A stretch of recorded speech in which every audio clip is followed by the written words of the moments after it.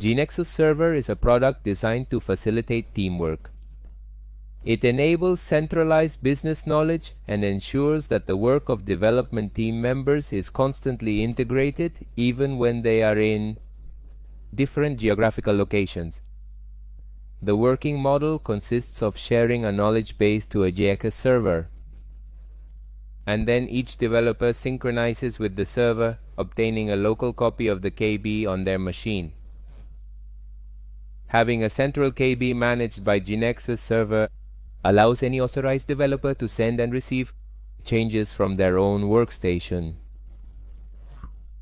This way, KB management is centralized on the server, while the developer remains synchronized with it, although they continue working locally at all times.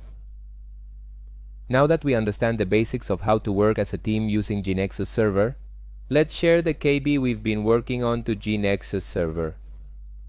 To do this, from the GeneXus IDE, we go to the File menu and select the Share Knowledge Base on GeneXus Server option. This displays a list of available servers to select from, with the possibility of searching by name. We also have the option to enter the URL or name of the server we want to access. The servers we recently connected to are listed at the top. Since I previously ran some tests connecting to this server from this KB, it appears in the list. Let's select this one first, a server that GeneXus provides for free use. We click on Confirm. We enter our GeneXus credentials and select Connect. Now we're connected to this server. Once the credentials are validated, we must enter the alias under which we will publish the KB on the server. This alias will be the identifier of the KB on the server, so its name must be unique. Otherwise, if a KB with that name already exists on the server, a message will inform that it was not possible to upload the KB and another alias must be chosen. We must also specify if we want to upload our main version of the KB called trunk or all created versions. This topic won't be covered for now. And then click on Share KB. In the output window, we can see the progress as GeneXus shares the objects in our KB. Finally, a message confirms that the operation completed successfully.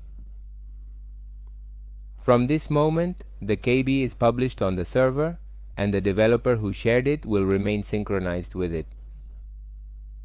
It's important to note that once we are synchronized with a KB on the server, the Knowledge Manager menu includes the Team Development option, which opens the dialog box with the available options for working with the server. If we want to disconnect from the server we're currently synchronized with, we can do so from the Accounts icon, Team Development, Sign Out.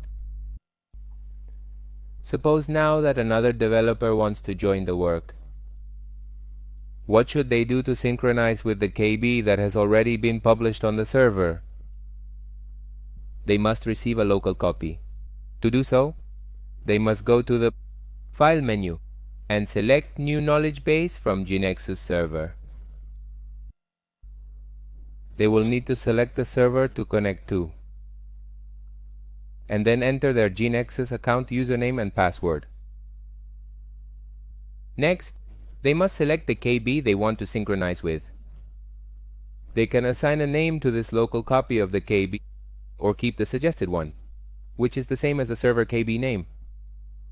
Finally, they click on Create KB. Once the process is complete, the new developer will have a local copy of the KB published on the server and will also remain synchronized with it. At this point, each developer continues working locally and must publish their changes.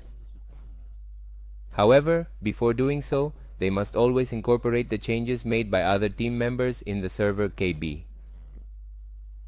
Suppose the user who uploaded the KB to the server creates a new transaction. To upload the changes to the server, they must go to Knowledge Manager, Team Development, and in the Commit tab, what needs to be updated on the server is displayed.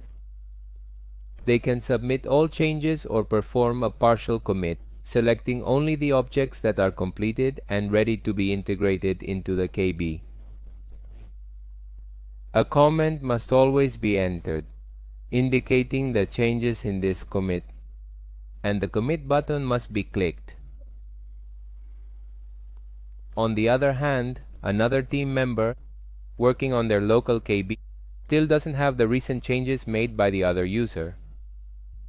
To incorporate them, they go to the Knowledge Manager menu, select Team Development, and then choose Update. This action allows them to view and integrate all new definitions found in the server KB into their local environment. As with committing, the user can select which items to update.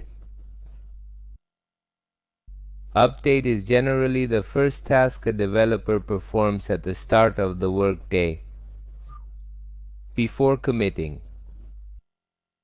The result displays the updated objects and the update status, which in this case was successful.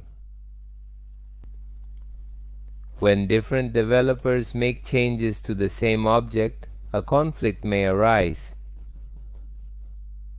This happens when the changes made by one developer overlap with the changes made by another in the same section of the object.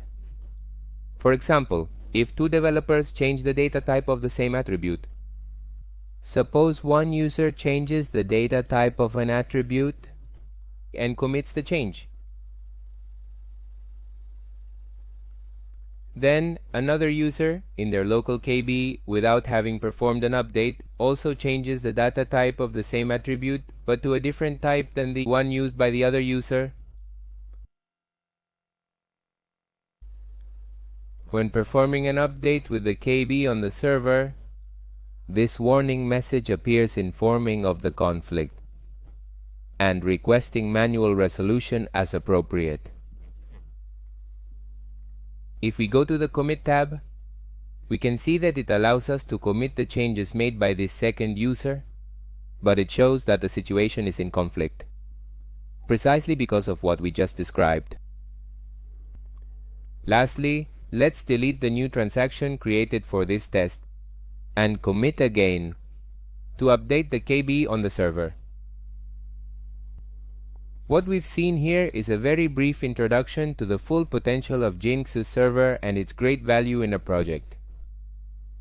If you're interested in learning more, we offer a free course in our training site.